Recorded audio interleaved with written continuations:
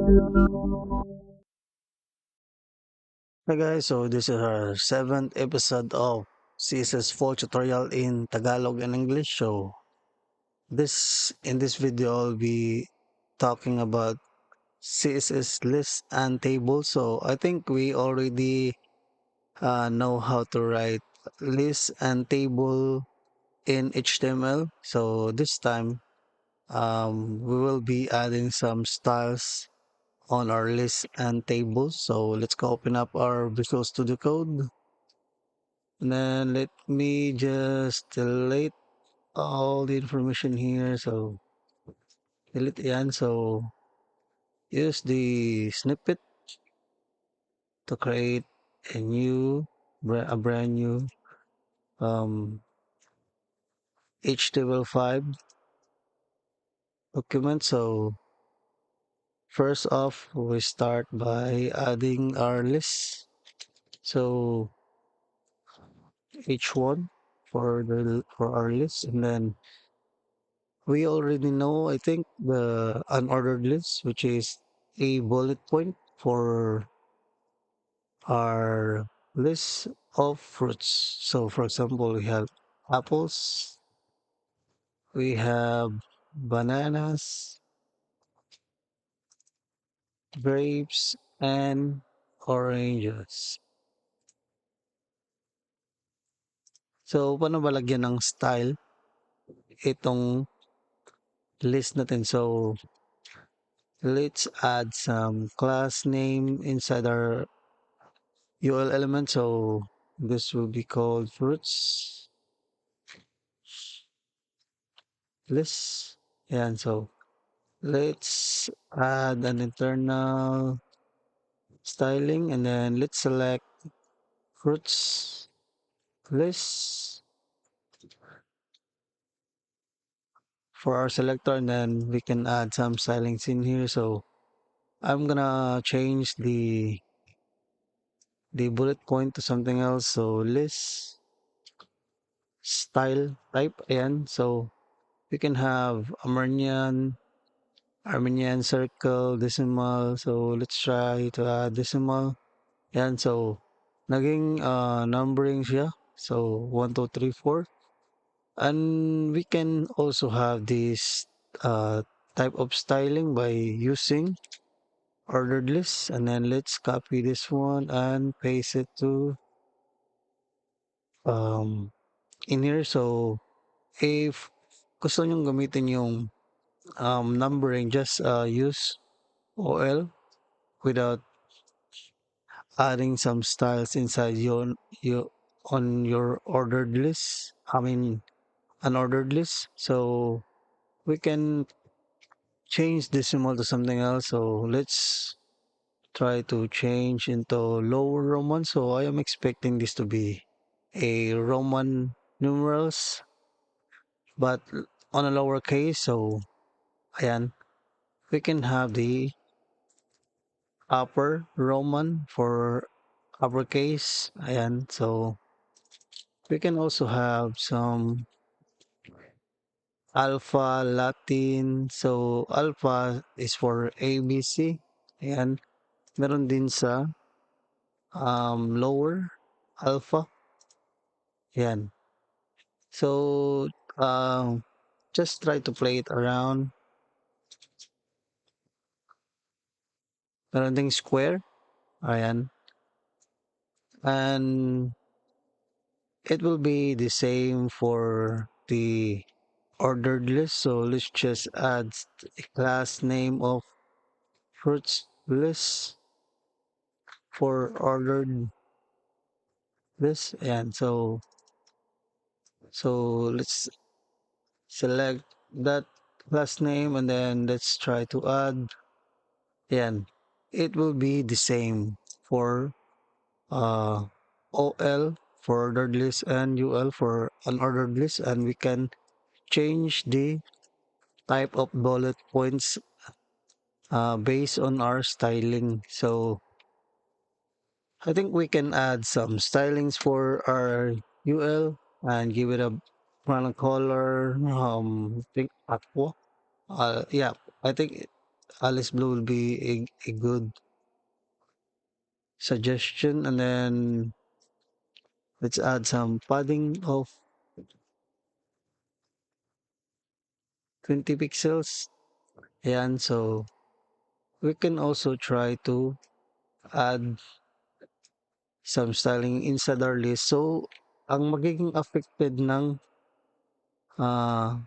LI, which is both unordered list and ordered list, because meron siyang element inside called list. So let's try to add the background color of try aqua. Ayan, as you can see, we are affecting the list, even though um basically, so this is applied to all elements. um kung lagyan mo ito ng class name isa-isa, so yun lang ang magiging affected ng style na ginawa mo dito. So in this case, lahat ng list is affected because we are applying it globally or inside on this page. Those will be affected by this styling. Ayan, so yan yung background color. Let's add padding as well for the OL. So basically, if you want to change the OL just the same as the UL, we can add a comma and then uh, just select the OL as our selector. So yan. So nag-a-apply siya both OL at saka UL. So this is the multiple selectors, and then apply the styling inside our multiple selectors by using UL and OL elements. Yan, so both of our lists are affected on this styling. So let's move on to tables, and then don't forget to close that element. It is a good, or it is a best practice to close your elements or add some closing tags to your elements so that di kayo magka-issue sa design na ginagawa ninyo. So let's add some H1 in here, and then let's try to add some tables. And then for creating a table, we have a table element, and then the child element for this one is table row. So we have table row for this one's for header and this one's for data. So let's add a comment here by holding control and then forward slash, and then let's try to add some comment. So what this is about, like table header, ayan. So for the table data naman is that one. So let's try to add table header, stands for th element, and then first name followed by last name, and then age. Ayan. So simple lang na data na meron tayo. So table data stands for table data td. Ayan. So first name will be SpongeBob, then followed by last name. So hindi last name ni SpongeBob, yung SquarePants. Let's try to add SquarePants in here, and then age ni SpongeBob. Let's try to add some 15 in here, and then add another data, then add last data for Squidward tentacles, and then yung edad niya is lagyan na natin ng 35 kasi medyo matanda na si Squidward. This one's for Patrick Star. Yan, magkaedad lang sila ni SpongeBob. Let's try to move this upward by holding Alt and then up arrow. Yan. So, meron na tayong data. So, how are we gonna style this one? So, by styling this one, we need to add a selector in here for the table, and then let's try to um i-occupy natin yung width, aabot siya dito sa dulo. So let's try to add width of 100%. Yan. So as you can see, inoccupy niya yung width niya. And then let's try to add border 1px solid black. Ayan. So ito yung buong width niya hanggang dito. And then let's try to add some styles on our table row for border as well. Table row for border 1px table row. I mean, th at saka data pala. Table at saka data. Table header at saka data. Ayan.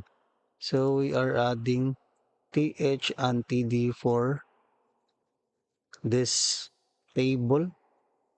As you can see, we have a border inside. So this borders comes from the first name th and this one and this one. So it applies to all th and td. So ayan. So kung makikita nyo, meron siyang mga border. So paano ba i-clean up yung border? Gusto ko wala itong spacing each of this data. So I am gonna use border collapse. Ayan. Pag kinolapse mo yung border, mawawala yung spacing each of this data. So applied ito sa whole table. Ayan. So wala na siyang spacing, kaya mas maganda na tingnan yung table natin. Paano ba pag gusto ko lang wala siyang border right? So I am removing border right, just remain the border bottom. So pwede yan. So we are adding a border, generally border from top, left, bottom at right. So we are specifying border bottom. Ayan. So as you can see, we can have a clean, unreadable table. And then gusto ko lang i-align yung text to left. Ayan. Para mag-align yung data natin uh, with its header. So, ayan. So gusto ko lang i-bigyan ng height of 30 pixels. Ayan. So, malaki na siya. Madali na siyang basahin. And then, what I'm gonna do is I want to give a hover. Kung gusto kong i-hover si SpongeBob, it will highlight this row. So, how to do that? It's just simple, just TR. And then, so we are selecting TR here. So, if I try to hover on this row, so basically I am hovering on the TR, which is this one, which is table row. This is row. So I am hovering that one, and then try to add a hover, and then background color of something gray but lighter. So let's change the opacity. Ayan. So try natin i-hover sa TR. Ayan. Yan, napakaganda. So let's try to change the opacity more lighter. Yan. So madali na siyang i-navigate.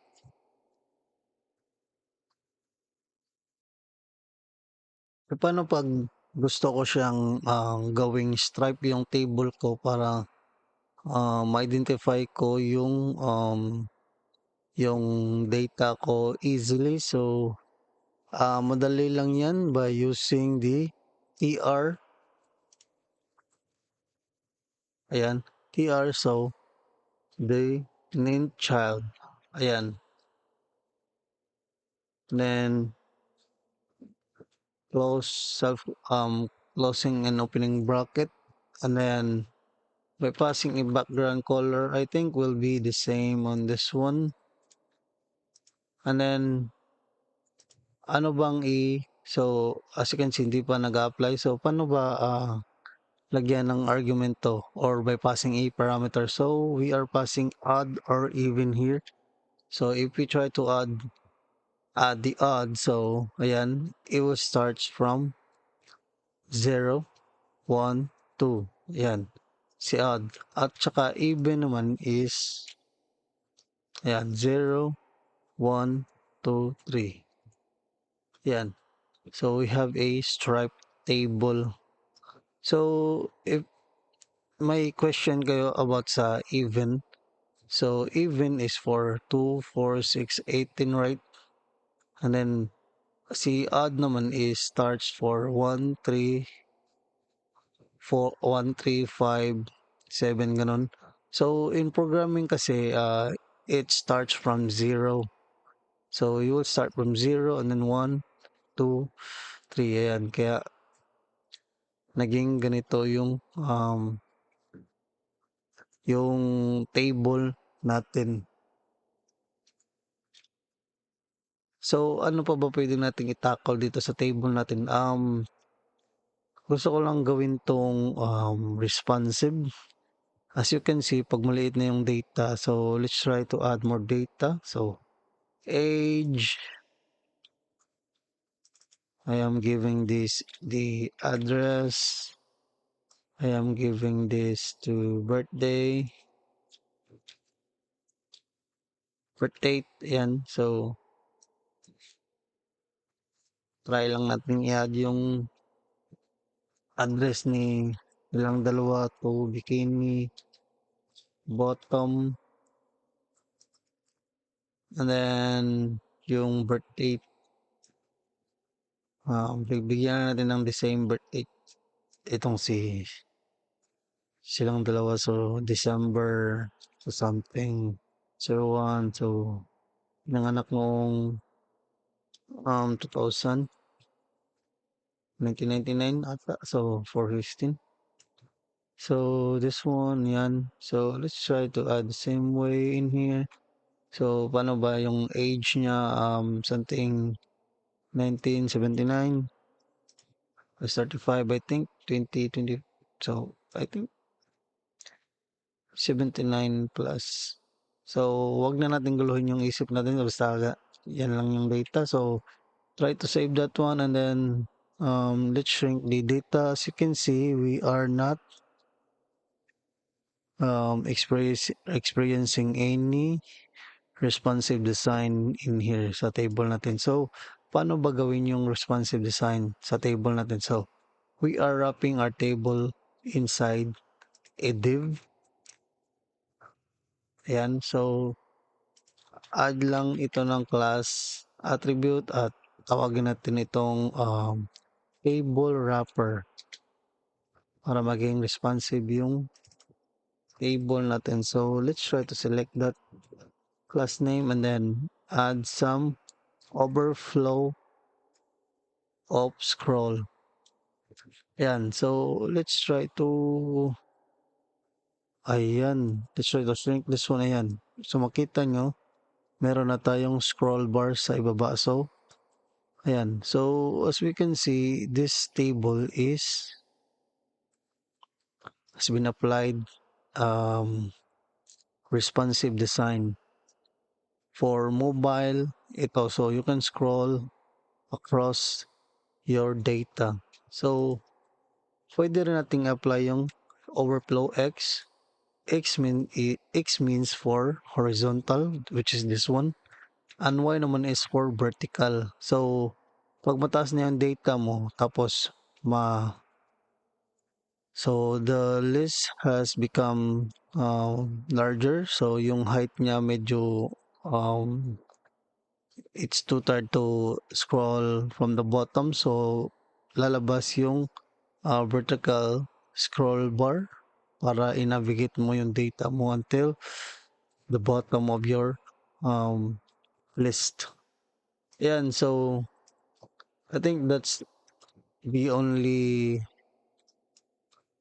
thing that I can explain to you for lists and tables. So I think nakuha natin yung idea on how to create and style our lists and tables. So don't forget to like, share, and subscribe, guys. And then kita-kits sa next video natin. Thank you.